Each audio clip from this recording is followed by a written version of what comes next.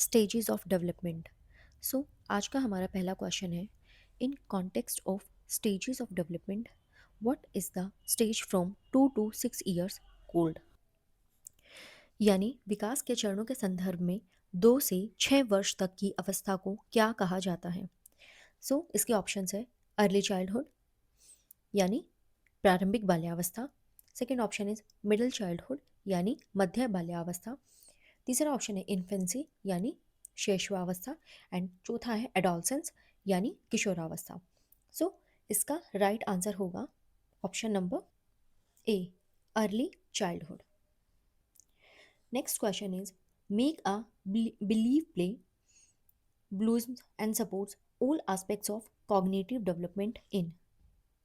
यानी किस अवस्था में प्रतीकात्मक खेल बढ़ता है तथा संज्ञानात्मक विकास को समर्थन देता है।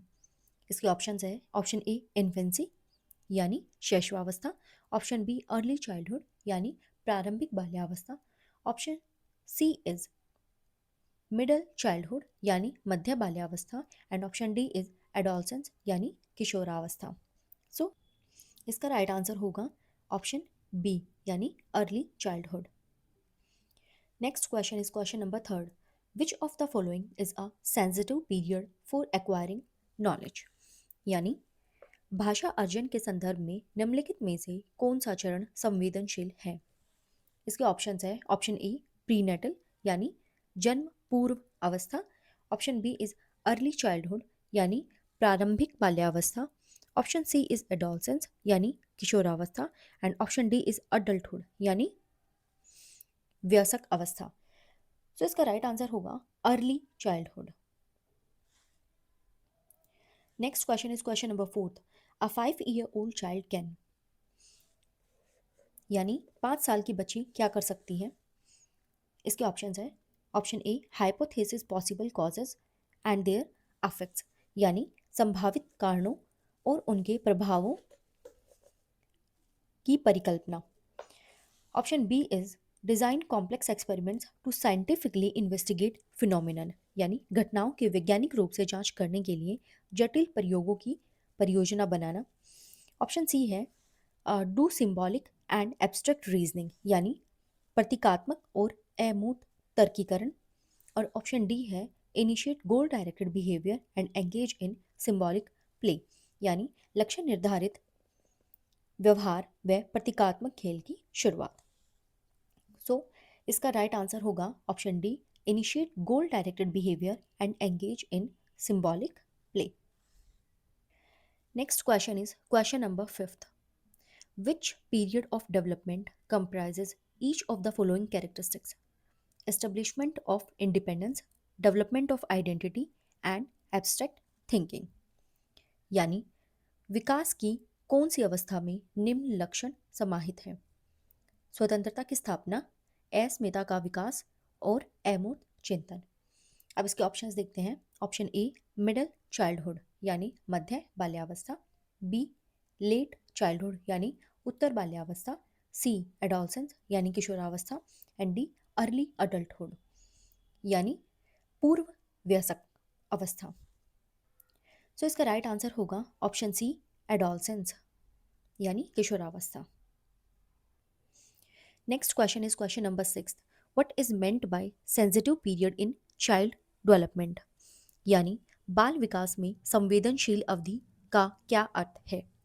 Option a period concerning a rapid advances only in cognition and learning यानी केवल संज्ञान और सीखने में तेजी से प्रगति में से संबंधित अवधि, option B optimal period for development of specific capabilities यानी विशिष्ट क्षमताओं के विकास के लिए इष्टतम अवधि, option C period in which development of only language can be accelerated यानी वह काल जिसमें केवल भाषाई विकास को गति दी जा सके, and option D is period eight which physical growth is at its peak यानी वह अवधि जिसमें शारीरिक वृद्धि अपने चरम पर होती है।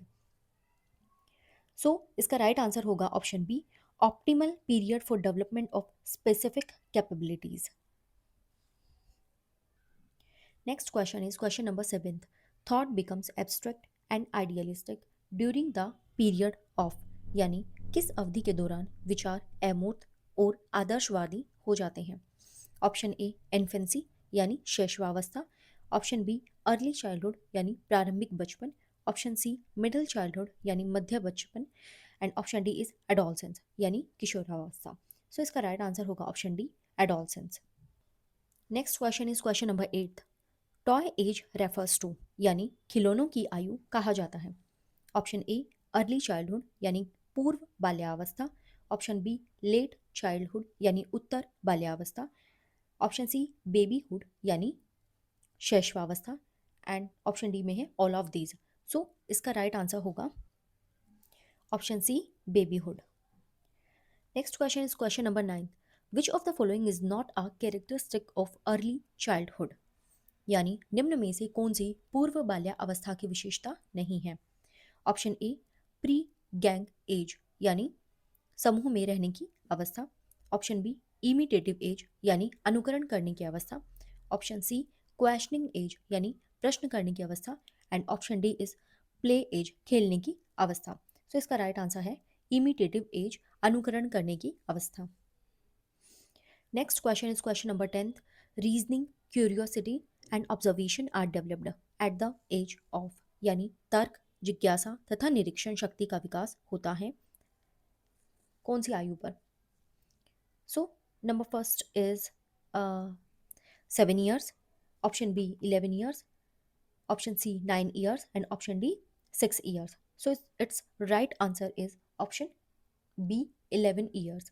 रीजनिंग, क्यूरियोसिटी एंड ऑब्जर्वेशन लगभग 11 साल के करीबन शुरू हो जाता है, सॉरी डेवलप होता है, शुरू नहीं होता है, डेवलप हो जाता है।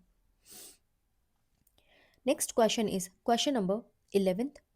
Which stage is also called a period of pseudo maturity यानी किस अवस्था को सूडो मेच्योरिटी का समय भी कहा जाता है? ऑप्शन ए इन्फेंसी यानी शैशवावस्था, ऑप्शन बी चाइल्डहुड यानी बाल्यावस्था, ऑप्शन सी एडोलसेंस यानी किशोरावस्था एंड ऑप्शन डी मेच्योरिटी यानी प्रौढ़ावस्था। सो इसका राइट आंसर है ऑप्शन बी चाइल्डहुड।